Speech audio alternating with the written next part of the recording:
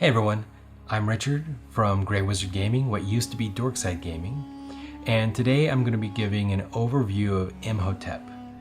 In the next video about Imhotep, I'm going to be talking about strategies to try to get an advantage and win over your opponents. But in this game, I'm just going to be talking about what this game is and how it's played.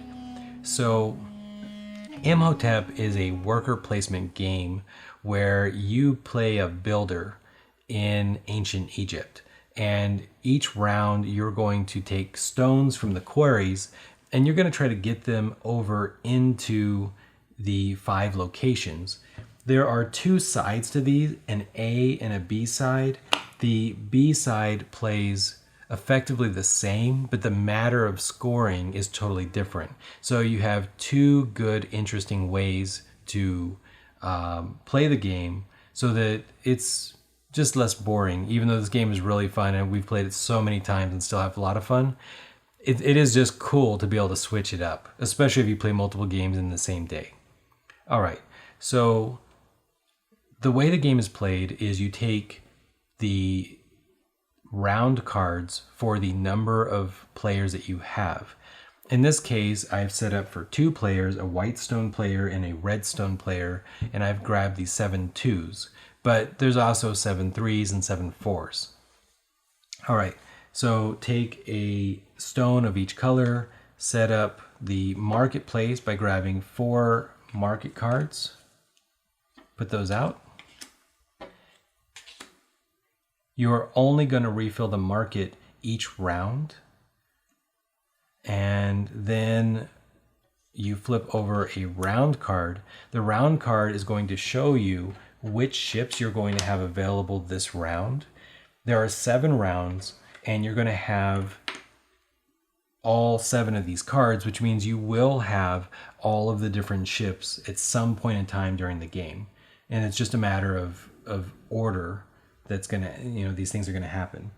All right, the first player, and we're just going to make the red player first player. You can decide how you want that to be organized in your game. Flip a coin, do whatever you want. I think we often grab the stones by color and just pull them out randomly. Then the second player, so the first player is going to get 2 stones. Second player is going to get 1 more stone than the previous player. So the white stone player is going to get 3 stones. If you had a third player, say the black player, or the gray player, they would have 1 more stone, just so on until they fill up the sled. All right, so each round you can only take 1 action, and the red player in this scenario is going to have to either get 3 more stones from the quarry or load a stone onto the ship, or if one of the ships had a stone, they could transport the ship to one of the locations. But in this scenario, and this is my preference, I almost always grab 3 more stones.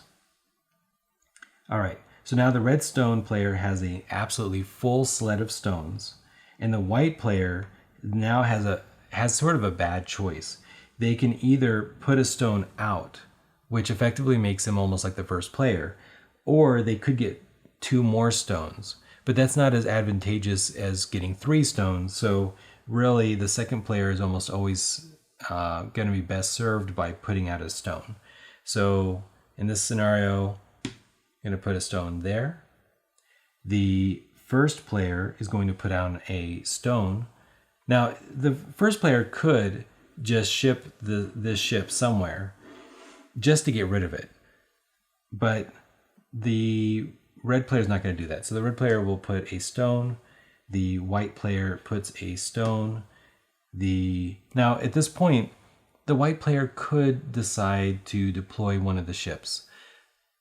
But usually you're better off placing stones than you are transporting the ship. The exception is the marketplace could have particularly valuable cards right now. For example, the lever lets you sell 1 ship to a site and then decide for yourself the order in which to unload the stones. So going to the marketplace right now as the white stone player may be valuable. But it's definitely a tough choice. In this case, the red stone player is going to put another stone. Okay, so at this point, the white stone player has a tough choice, and I'm going to say that the white stone player will deploy this one stone to the market. One stone goes back into the quarry, and they have a choice. They're going to choose the statue. The statue says at the end of game, the number of statues is worth 1 point, or if you have 2, it's worth 3 points, or if you have 3, it's worth 6 points, or if you have 4, it's worth 10 points. So the white stone player is taking a gamble that they're going to be able to get more of these statue cards. At the same time, it blocks the red stone player from getting any of these marketplace cards this turn. All right, the red stone player is going to take advantage of their lead and put down another stone. So now this ship, they have a pretty strong advantage. The white stone player can either put down this stone, or if they don't put a stone on that ship, they will have no points from wherever that red stone ship is going. So instead, they'll put a stone there. Then the red stone player will, at this point, they can put down another stone, or they could ship and get whatever the next points is. But I don't see anything that would really give them an advantage there. So let's go ahead and put down another stone. And then the white stone player gets 3 more stones. And the red stone player deploys another stone. And the white stone player places another... Well, at this point, normally you would want to place a stone, but really, and no, they want to place a stone. Almost always. You just almost always want to place a stone if you can. The red stone player at this point can get 3 more stones or choose a location. They have all the advantages, and the white stone player doesn't really have many good choices here. So the only thing that the red stone player kind of doesn't want is the red stone player doesn't really want them going to the pyramids, but the white stone player is, yeah, this is really a scenario where they want to probably make, well, yeah, let's go ahead and send this ship here. These points are gained immediately, so redstone goes on 2, the redstone goes on 1, and then the white stone goes on 3. It's a tie. It's not really an advantage, but the redstone player didn't have much choice there.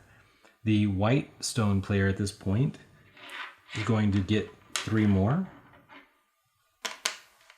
to be full, which gives them an advantage in the next round. The redstone player is then going to, they're also going to get 3, because otherwise they're going to have a real bad time next round. The white stone player is then going to ship, and the white stone player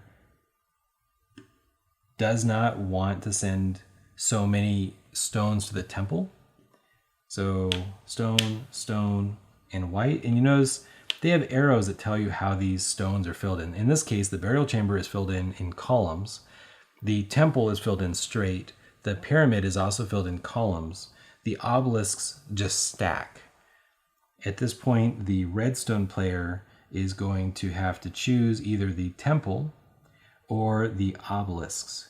And the temple, really this is a wash, but let's go ahead and do this there and there. The interesting thing here, so as these go across, they start stacking taller and taller. So if you can cover up your opponent's stones, you get more points, and they stop getting points. Otherwise, the first couple turns really set this up to give you a lot of points each round.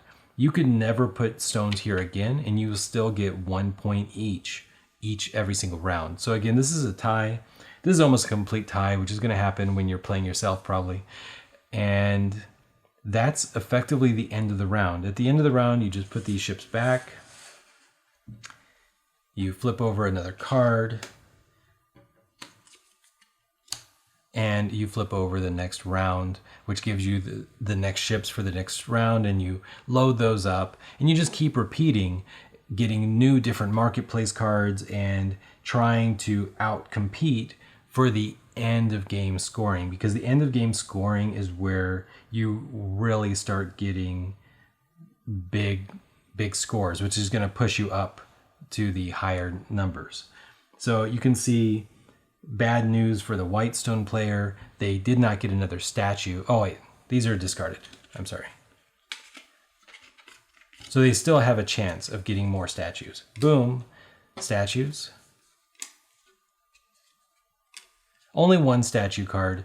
They would be better off if there was more than one statue card, and if they had well, at that point they would put most of their effort in trying to get more of them. However, this is Imhotep. Imhotep, it's super easy, it's quick. I literally played like a full round. I didn't even like skip anything just to kind of like show you guys stuff. So this is the full round. You play 7 of these and boom, game is done. It's challenging. To me, it feels very kind of like a blend of older games where it's all about positional strategy, with newer games where there's interesting mechanics that just make it a little bit more complicated than, say, like checkers or something. So I really like this game. And if you have the opportunity to grab it, I actually grabbed it at a board game convention here in town.